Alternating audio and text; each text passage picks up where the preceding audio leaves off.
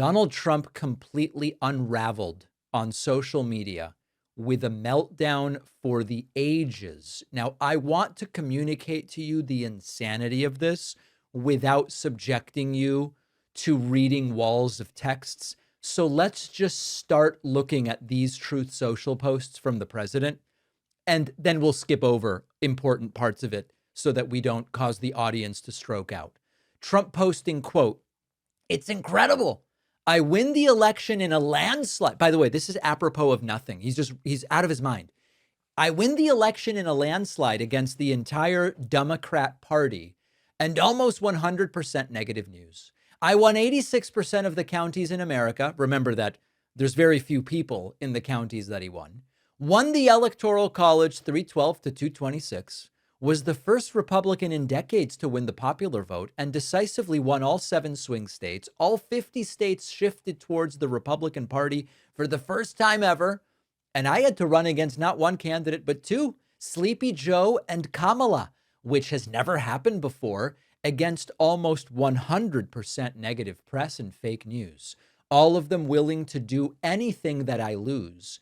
And yet, especially Maggot Hagerman, one of the most unattractive people in the news business, and her lightweight assistant, Jonathan Swan, and the failing New York Times itself, which spends all of its energy on negative stories about me.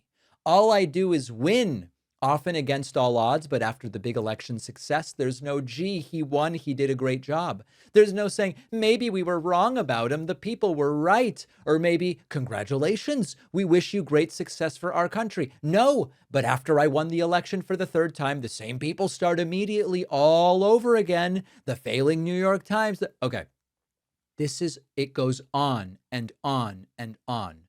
What is this really about? Is there a request for a policy change here? Is there any, and by the way, then he goes into all caps with Trump is the best political athlete of all time. Congratulations.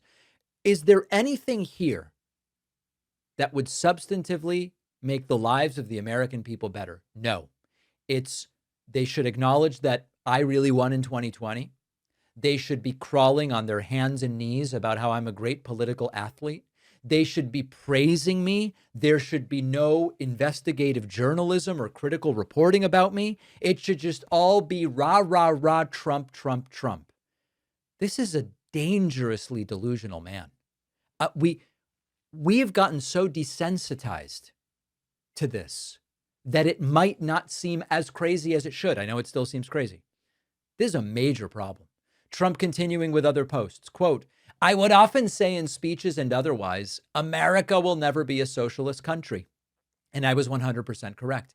It's so funny because how can you say that you are 100% correct about something that is forward looking? Has America ended yet? No.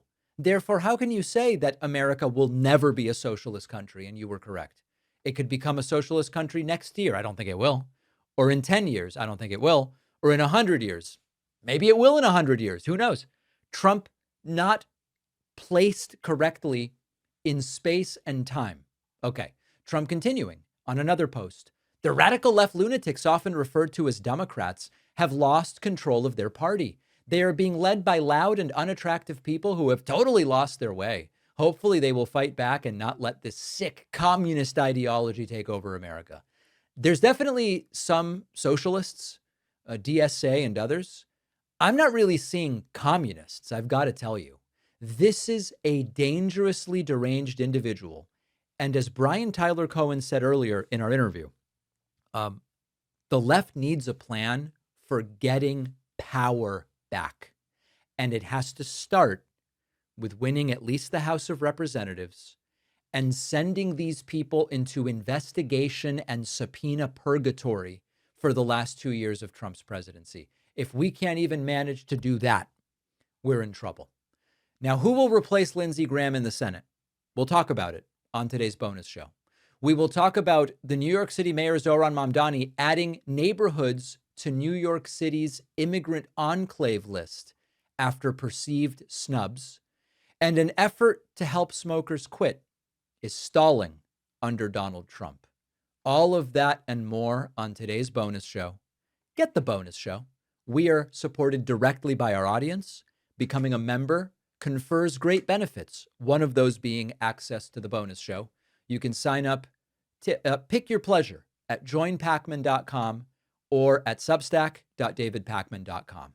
Thanks for watching. Check out this other video. And if you like our content, make sure to subscribe so YouTube puts our videos in your feed, and subscribe to the podcast on Spotify and Apple.